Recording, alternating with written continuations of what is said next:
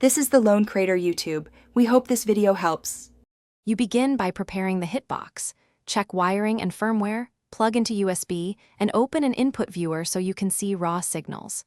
Next, place your hands, thumbs on action buttons, index fingers on direction buttons, and press each direction deliberately. Once done, map the 4 cardinal directions to dedicated buttons in-game or via software. This avoids diagonal ambiguity later. Make sure to confirm each mapped input in training mode, so you know the device is responding correctly before practicing combos.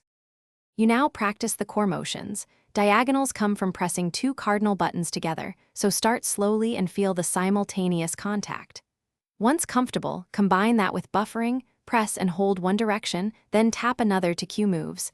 This is essential for charge partition techniques. Work in short intervals, 1-second reps, then 3 to 5-second sequences, gradually increasing speed. Make sure to vary tempo. Faster inputs require cleaner releases and simultaneous presses, so focus on consistent finger placement. To finish, save your button mappings into game profiles and back up the config file so you can restore settings quickly.